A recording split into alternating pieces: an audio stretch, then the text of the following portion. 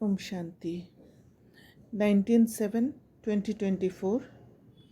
मीठे बच्चे, तुम्हें डबल सिर ताज राजा बनना है तो खूब सर्विस करो, प्रजा बनाओ। संगम पर तुम्हें सर्विस ही करनी है, इसमें ही कल्याण है। तो सर्विस ही करना है, मना ये नहीं है कि ज्ञान योग छोड़ देना, धारणा छोड़ देना है।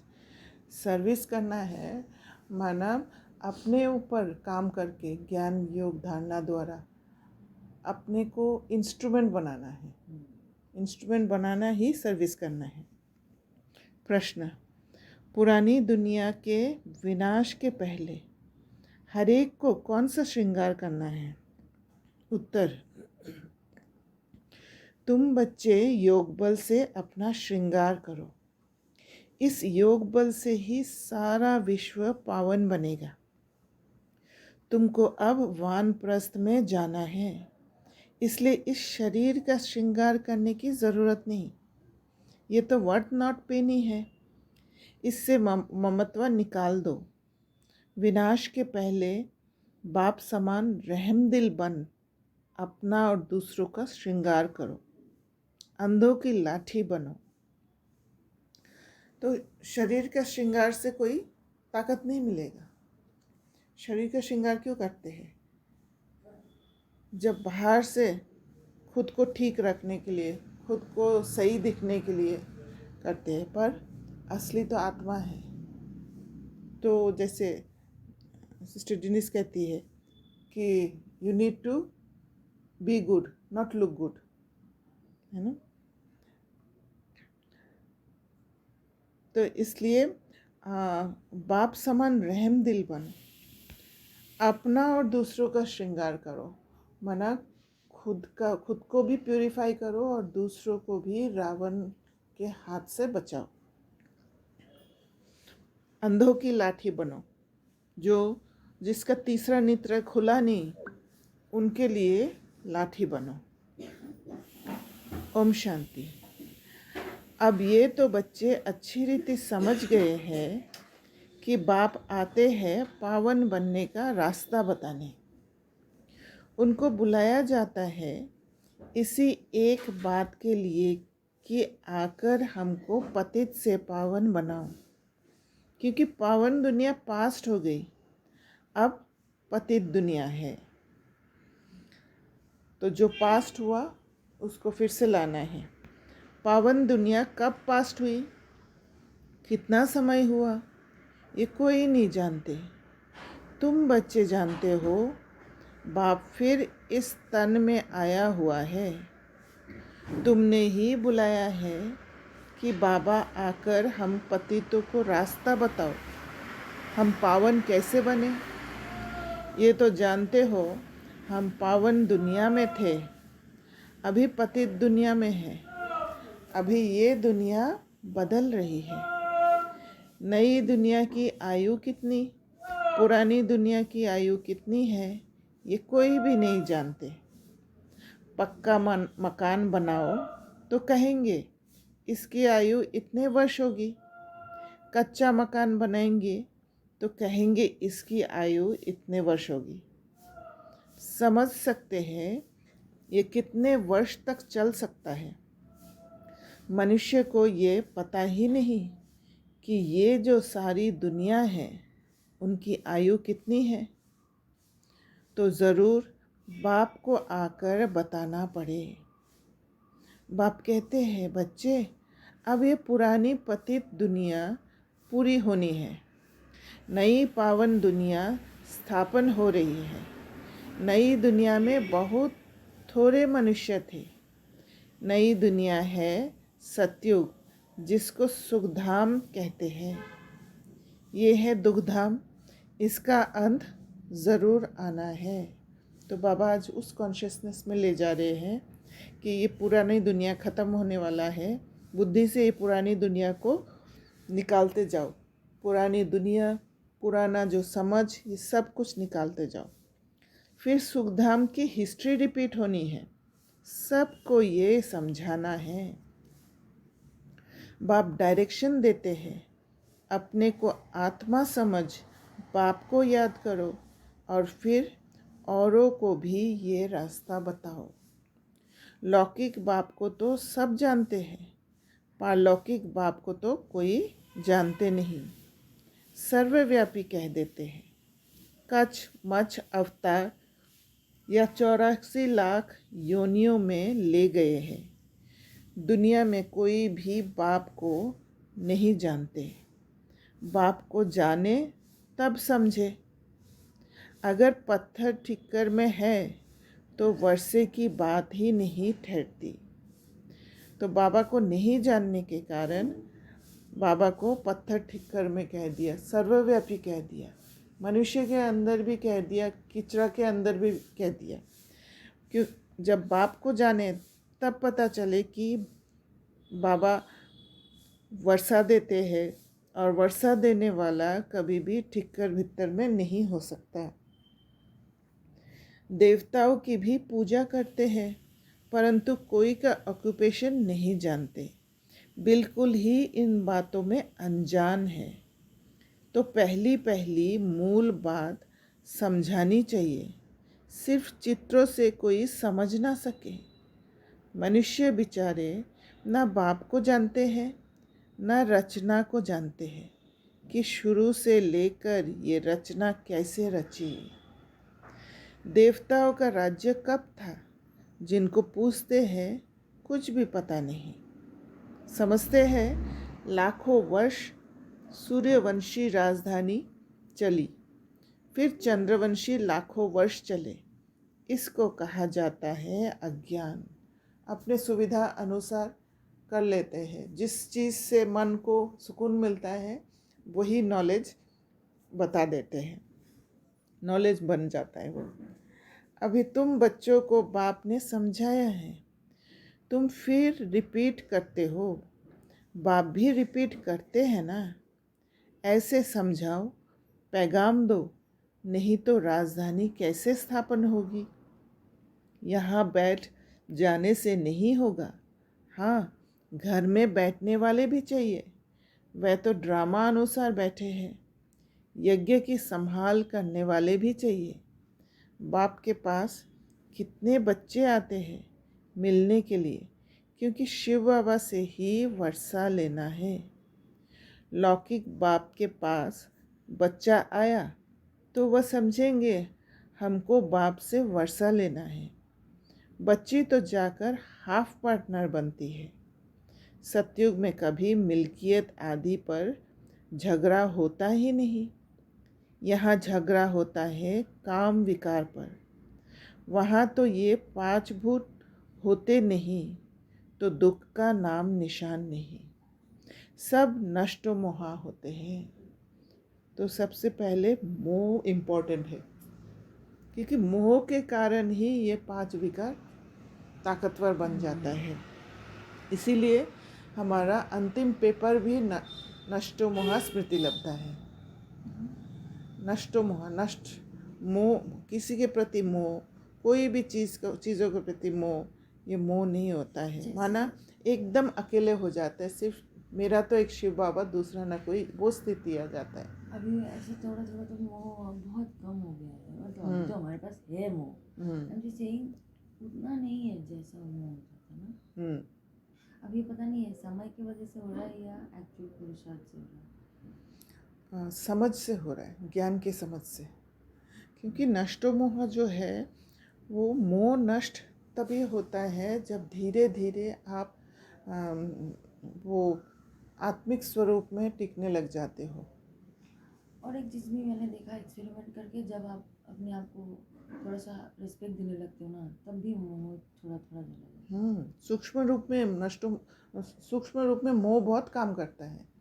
तो अगर हमें लगे भी कि बहुत कम हो गया है, फिर भी बहुत गहराई से चेक करना होता है। वो तो बहुत बाकी है, लेकिन जो इच्छा है वो कम होता हुआ दिख रहा है। मतलब ठीक है, वैराग्य हुआ आ तो रहा है। हुआ नहीं हुआ, वो न्यूट्रल स्टेट में आते जा रहे हैं। तो न्यूट्रल स्टेट ही आत्मा का क्वालिटी है। ये तो समझते हैं स्वर्ग था जो पास्ट हो गया, चित्र भी है, परंतु ये ख्यालात तुम बच्चों को अभी आते हैं। तुम जानते हो ये चक्र हर 5,000 वर्ष के बाद रिपीट होता है। शास्त्रों में कोई ये नहीं लिखा है कि सूर्यवंशी चंद्रवंशी डिनाइस्टी 2,500 वर्ष चली। अखबार में पढ़ा था कि बड़ौदा के राजभवन में रामायण सुन रहे हैं। कुछ भी आफतें आती हैं तो मनुष्य भक्ति में लग जाते हैं भगवान को राज़ी करने के लिए, क्योंकि मनुष्य को राज़ी करके प्लीज़ करके ही कुछ ना कुछ मिलता है। और जो भी उनको चाहिए होता है, जो भी दुख से मुक्ति पाने के लिए किसी का सहयोग की ज़रूरत होता है, वो राज़ी करके ही मिलता है। इसलिए भगवान को भी राज़ी करने लग जाते हैं। भगवान को भी इन एक्सचेंज कुछ देने की कोशिश करते हैं। ऐसे कोई भगवान राज़ी होता नहीं है। ये तो ड्रामा में नूंद है। भक्ति से कभी भगवान राज़ी नहीं होता। तुम बच्चे जानते हो आधा कल्प भक्ति चलती है, खुद ही दुख उठाते रहते हैं। तो क्या कहते हैं मंदिर में जाके, मेरा ये काम कर दो, मैं ये इतना दे दूँगा, या मेरा ये काम होते ही, पर पहले ज़्यादातर पहले नहीं देते, काम होने के बाद दूँगा। कहीं पर भी कोई तीर्थ स्थान में भी जाने के लिए, अभी भी माउंट आबू में किसी को आने के लिए बोलते हैं तो बोलते हैं कि मैं पहले ठीक हो जाऊं, मैं ठीक हो जाऊंगी तो फिर मैं ज़रूर आऊंगी वहाँ। तो कंडीशन रखते हैं कि मेरा शरीर ठीक हो जाए तब मैं वहाँ आऊंगी, ऐसे कंडीशन रखते हैं। ये है भक्ति का संस्कार। भक्ति करते करते सब पैसे खलास कर देते हैं, और कभी कुछ फल भी जाता है तो फिर जाके दान करने लग जाते हैं। जो दान भगवान के कार्य में नहीं लगता है, वो या तो मंदिर का जो पंडित है उसके उसमें लगता है, या जो जिसको दान करते हैं वो लगता है। और वो दान करने का संस्कार, वो भक्ति का संस्कार अभी भी अंदर में है। तो वो भक्ति का ही संस्कार है। दान भी भक्ति का ही संस्कार है। बिलीफ सिस्टम तो असलियत में दान क्या है? ज्ञान धन का दान करना है। और स्थूल धन का दान तो वो अलग चीज़ है, जो यज्ञ में दान करते हैं वो अलग बात है, जो यज्ञ में काम आया है। पर जो किसी और को दान करना है वो स्थूल धन दान, ज्ञान धन दान करना है। और जब ज्ञान धन दान करते हैं तो वो स्थूल धन में भी कन्वर्ट हो सकता है। तुम बच्चे जानते हो आधा कल्प भक्ति चलती है, खुद ही दुख उठाते रहते हैं। भक्ति करते करते सब पैसे खलास कर देते हैं। ये बातें तो कोई विरले ही समझेंगे। जो बच्चे सर्विस पर है वह समाचार भी देते रहते हैं, समझाया जाते हैं। ये ईश्वरीय परिवार है। ईश्वर तो दाता है, वह लेने वाला नहीं है। उनको तो कोई भी देते नहीं, और ही सब बर्बाद करते रहते हैं। बाप तुम बच्चों से पूछते हैं, तुमको कितने अथाह पैसे दिए, तुमको स्वर्ग का मालिक बनाया, फिर वह सब कहाँ गया? तो इससे पता चलता है कि भक्ति में आने के बाद वो दान करते करते वो सारा ख़त्म हो गया। इतने कंगाल कैसे बने? अभी मैं फिर आया हूँ। तुम कितने पद्मा पदम भाग्य बन रहे हो, भाग्यवान बन रहे हो। तो स्थूल धन क्या है? दान करने से वो मल्टीप्लाई नहीं होता है, पर ज्ञान धन जो है वो मल्टीप्लाई भी होता है और स्थूल धन भी आता है। जिनको देते हैं उनका भी मतलब उनका भी पतन नहीं होता है, उत्थान नहीं होता है, उठते नहीं है वो लोग। ज्ञान धन, हाँ, ज्ञान धन से उठते हैं। मनुष्य तो इन बातों को कोई भी नहीं जानते। तुम जानते हो अभी इस पुरानी दुनिया में यहाँ रहना नहीं है, ये तो खलास हो जानी है। मनुष्य के पास जो ढेर पैसे हैं वह किसी के हाथ आने नहीं है। विनाश होगा तो सब खलास हो जाएंगे। कितने माइल में बड़े बड़े मकान आदि बने हुए हैं, ढेर की ढेर मिल्कियत है, सब खत्म हो जाएगी, क्योंकि तुम जानते हो जब हमारा राज्य था तो और कोई थे ही नहीं, वहाँ था धन था। तुम आगे चल देखते रहेंगे क्या क्या होता है।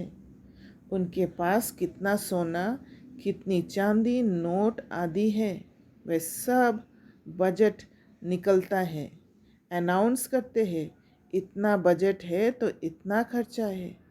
बारूद पर कितना खर्चा है, अभी बारूद पर इतना खर्चा करते हैं, उससे आमदनी तो कुछ है नहीं, ये रखने की चीज़ तो है नहीं। अब बारूद बनाया तो वो रखने के लिए थोड़ी बनाया, कुछ काम में लाने के लिए बनाया। तो उससे ही पता पड़ता है कि विनाश का चीज़ बन रहा है, माना विनाश सामने है। रखने का होता है सोना और चांदी। दुनिया गोल्डन एजड है तो सोने के सिक्के होते हैं, सिल्वर एज में चांदी है, वहाँ तो अपार धन होता है। फिर कम होते होते अभी देखो क्या निकला है, कागज़ के नोट। विलायत में भी कागज़ के निकले हैं, मतलब सब कुछ नीचे उतरते आए हैं। तो इसीलिए कहा सोने का सिक्का था, वो फिर डिग्रेड होते होते आज कागज़ का नोट हो गया। ऐसे हर एक चीज़ डिग्रेड हुआ है। आप अगर सृष्टि चक्र को घुमाएंगे तो बहुत ऐसे चीज़ें मिलेगा कैसे कैसे डिग्रेड हुआ है। कागज़ तो काम की चीज़ नहीं, बाकी क्या रहेगा।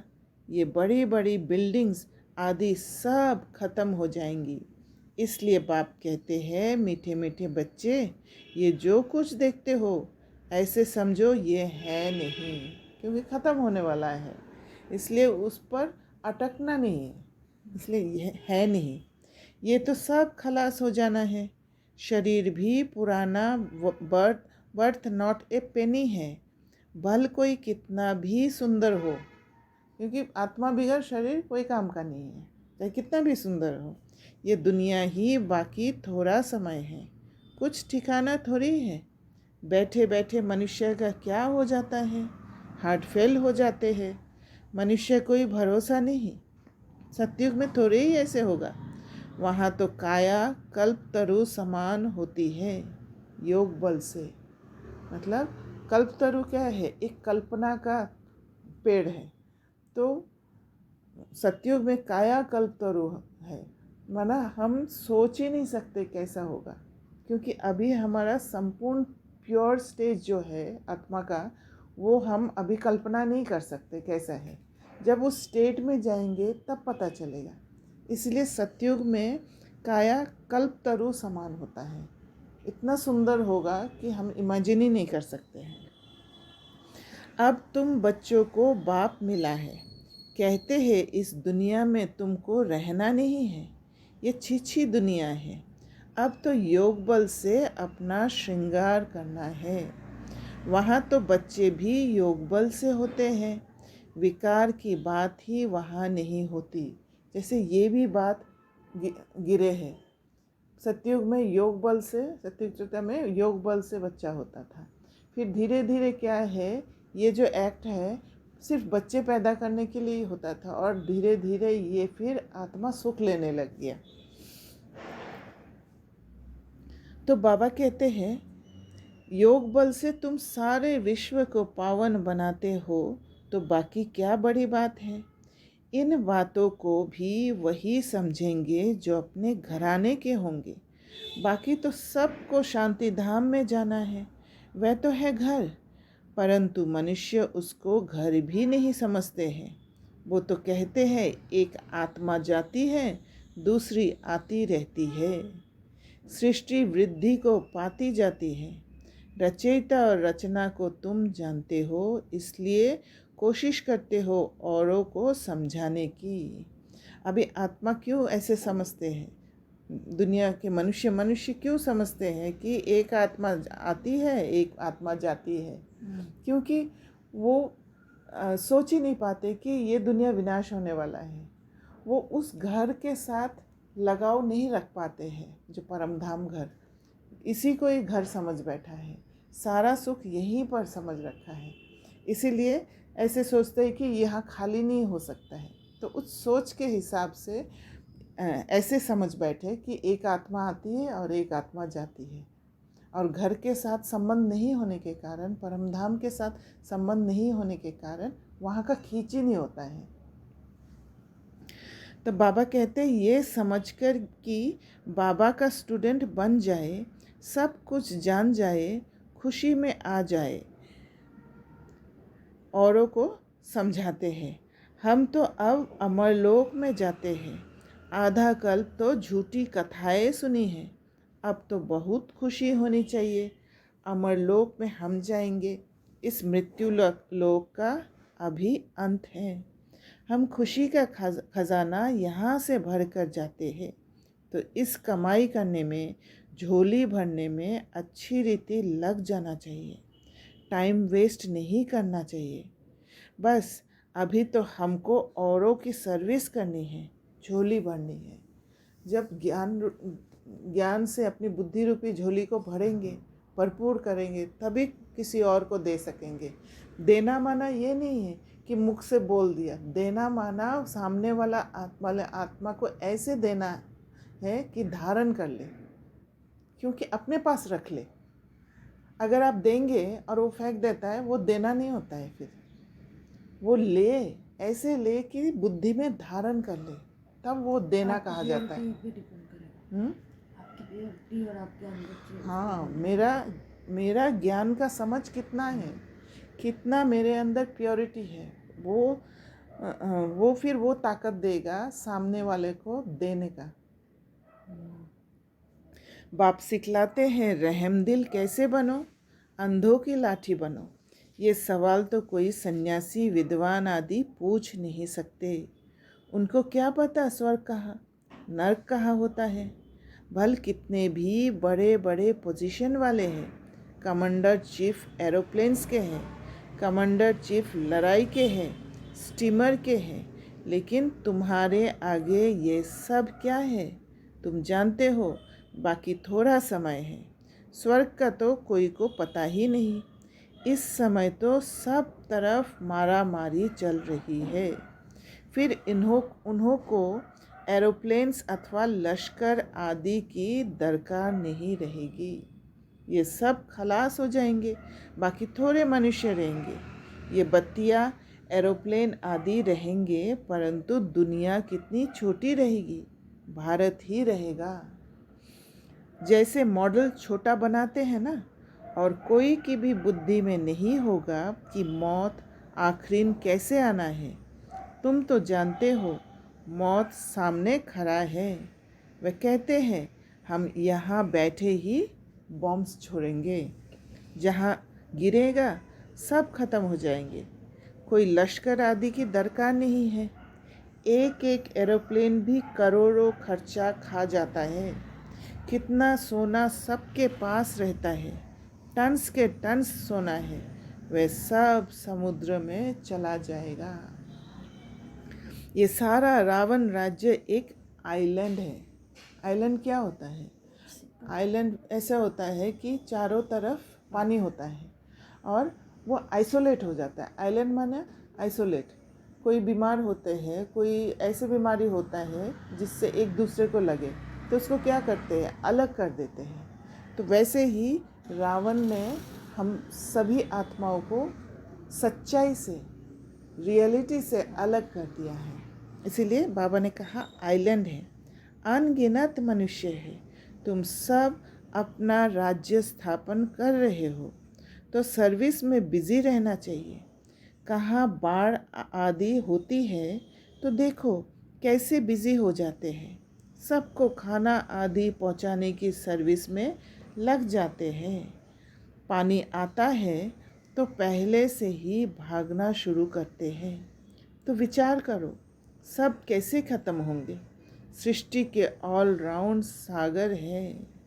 तो ये जैसे छोटी छोटी नेचुरल कैलामिटीज़ आते हैं या कहीं युद्ध शुरू हुआ है, वो सब बैठ के जब विचार करेंगे तब पता चलेगा विनाश के समय कैसे होगा, और उसके लिए मेंटली प्रिपेयर्ड होने लग जाएंगे। मतलब माना अभी जैसे युद्ध चल रहे हैं, है ना, तो युद्ध में क्या क्या हो रहा है, कैसे लोग मर रहे हैं, कितना दुखी हो रहे हैं, या कहीं पर बहुत फ्लड हो रहा है, सुनामी आ रहा है, जो भी हो रहा है, वहाँ कैसे कैसे लोग मर रहे हैं, कैसे कैसे खाना नहीं मिल रहा है, कपड़े नहीं मिल रहा है, वो दुख को देखना है। वो दुख को देखने से पता चलेगा कि अंत समय जब विनाश होगा, वो विनाश के समय हमें ये सब देखना पड़ेगा।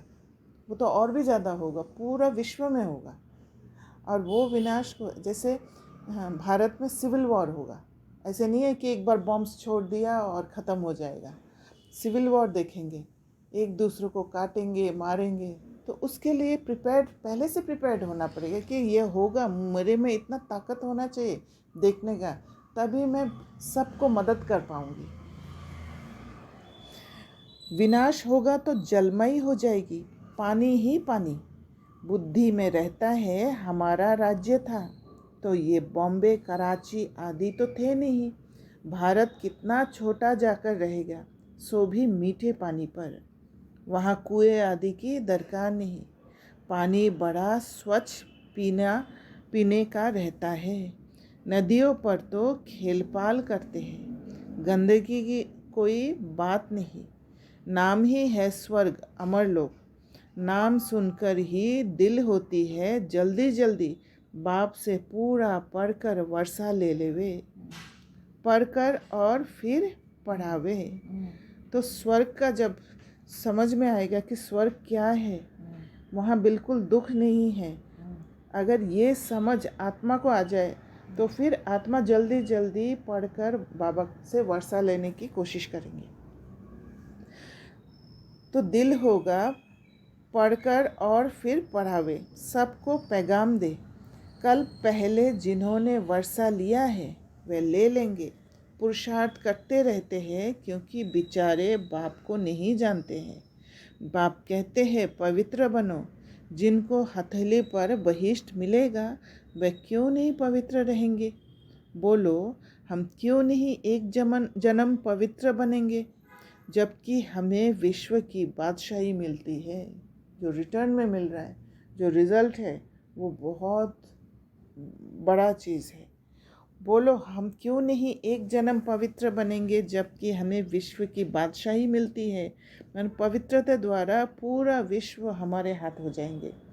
भगवानुवाच, तुम इस अंतिम जन्म में पवित्र बनेंगे तो पवित्र दुनिया के मालिक बनेंगे 21 जन्म के लिए। जब तक हम अंदर से अपवित्र रहते हैं तो दूसरे के कंट्रोल में रहते हैं, क्योंकि किसी ने कुछ बोला तो वो जो अपवित्रता, वो जो अंदर में घाव, वो ट्रिगर हो जाता है। इसलिए हमारा सुख जो है दूसरे के हाथ में होता है। दूसरा ने कुछ कहा और मैं दुखी होगी, पर जब पवित्र बन जाएंगे, एक भी अंदर में ट्रॉमा नहीं होगा, तो कोई चाहे कुछ भी बोल दे तो फिर वो ट्रिगर भी नहीं होगा और किसी के कंट्रोल में नहीं जाएंगे। तो ये हुआ विश्व का मालिक बनना। सिर्फ ये एक जन्म मेरी श्रीमत पर चलो, रक्षाबंधन भी इसकी निशानी है। तो क्यों नहीं हम पवित्र रह सकेंगे? बेहद का बाप गारंटी करते हैं। बाप ने भारत को स्वर्ग का वर्षा दिया था, जिसको सुखधाम कहते हैं। अपार सुख थे, ये है दुखधाम। एक कोई बड़े को तुम ऐसे समझाओ तो सब सुनते रहेंगे, क्योंकि जो बड़े होते हैं वो माइक बन जाते हैं। फिर योग में रह बताओ तो सबको टाइम आदि ही भूल जाए, क्योंकि योग जब अपना कनेक्शन बाबा के साथ होता है तो वातावरण इतना प्योर हो जाते हैं कि लोग उस स्थिति में आ जाते हैं, उनको आत्माओं को ताकत मिल जाता है वो ज्ञान को समझने का। कोई कुछ कह ना सके, 15-20 मिनट के बदले घंटा भी सुनते रहे, परंतु वह ताकत चाहिए, देह अभिमान नहीं होना चाहिए। यहाँ तो सर्विस ही सर्विस करनी है, तब ही कल्याण होगा। राजा बनना है तो प्रजा कहाँ बनाई है। ऐसे ही बाप थोड़ी माथे पर पाग रख देंगे। प्रजा डबल सिरताज बनती है क्या। तुम्हारी एम ऑब्जेक्ट ही है डबल सिरताज बनने की। बाप तो बच्चों को उल्लास दिलाते हैं। जन्म जन्मांतर के पाप सिर पर है, वे योग बल से ही कट सकते हैं। बाकी इस जन्म में क्या क्या किया है वह तो तुम समझ सकते हो ना। पाप काटने के लिए योग आदि सिखाया जाता है। बाकी इस जन्म की तो कोई बात नहीं। तमो प्रधान से सत्व प्रधान बनने की युक्ति बाप बैठ बतलाते हैं। बाबा रास्ता बताते हैं, पर चेकिंग करना हमारा काम है। हम अगर ठीक से नहीं चेकिंग करते हैं तो समझ उल्टा हो जाता है। जहाँ मुझे खुद का चेकिंग करना है हम दूसरे का चेकिंग करने लग जाते हैं और उसमें फंस जाते हैं। बाकी कृपा आदि तो जाकर साधुओं से मांगो। अच्छा, मीठे मीठे सिकिलदे बच्चों प्रति माता पिता बाप दादा का याद प्यार और गुड मॉर्निंग। रूहानी बाप की रूहानी बच्चों को नमस्ते। हम रूहानी बच्चों की रूहानी बाप दादा को याद प्यार गुड मॉर्निंग और नमस्ते। धारणा के लिए मुख्य सार। पहला पॉइंट, अमर लोक में जाने के लिए संगम पर खुशी का खजाना भरना है। टाइम वेस्ट नहीं करना है। अपनी झोली भरकर रहम दिल बन अंधों की लाठी बनना है। खुशी का खजाना क्या है? ज्ञान। ज्ञान के समझ। हथेली पर बहिष्ठ लेने के लिए पवित्र ज़रूर बनना है। स्वयं को सतो प्रधान बनाने की युक्तियाँ रच अपने ऊपर आपे ही कृपा करनी है। योग बल जमा करना है।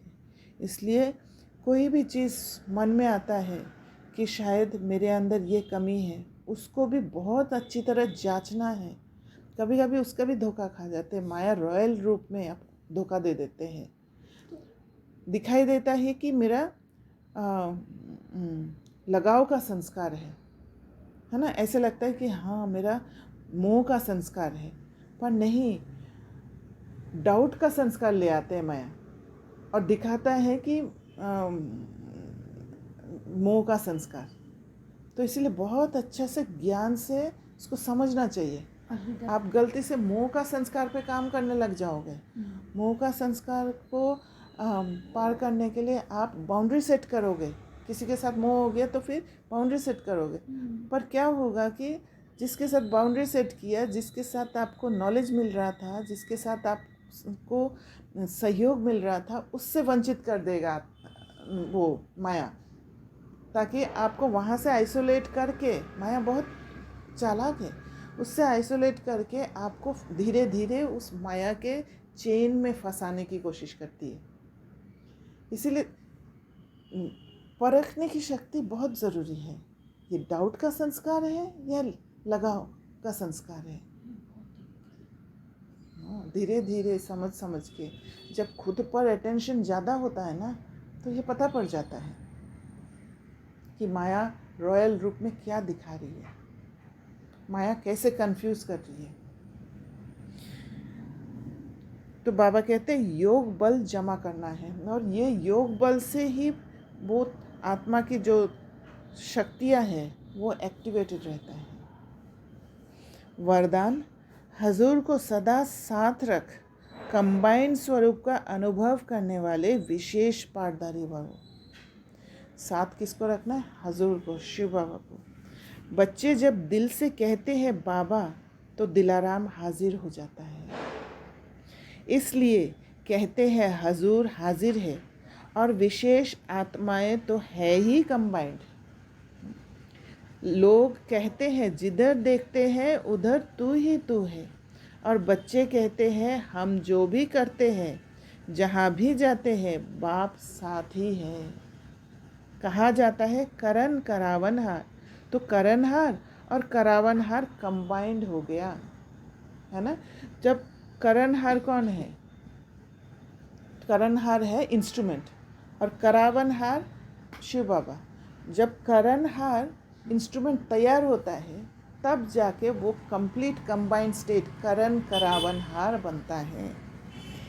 इस स्मृति में रहकर पाठ बजाने वाले विशेष पाठधारी बन जाते हैं। जब वो स्मृति में रहते हैं कि मैं इंस्ट्रूमेंट हूँ, तब वो विशेष पाठधारी बन जाते हैं।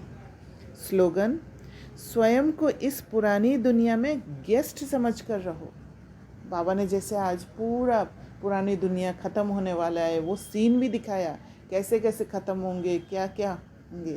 तो क्या है पुरानी दुनिया? पुरानी मना क्या है? वो ख़त्म होना है हर चीज़। जैसे मकान भी बाबा ने कहा कि मकान जब पुराना होता है, हमें आइडिया रहता है ये और कितना दिन चलेगा। वो पुराना हो गया, वो ख़त्म होना है। हम प्रिपेयर्ड रहते हैं कि हाँ ये तो ख़त्म होना है, तो उसमें ज़्यादा बुद्धि नहीं लगाते हैं, उसमें रिनोवेशन का नहीं सोचते। हम सोचते हैं हाँ नया मकान ले लेते हैं, है ना। तो वैसे पुरानी दुनिया में गेस्ट समझो, क्योंकि ये ख़त्म होने वाला है, हमें जाना है, शिफ्ट होना है वहाँ से। तो पुराने गेस्ट समझकर रहो, तो पुराने संस्कारों और संकल्पों को गेट आउट कर सकेंगे। अच्छा, ओम शांति।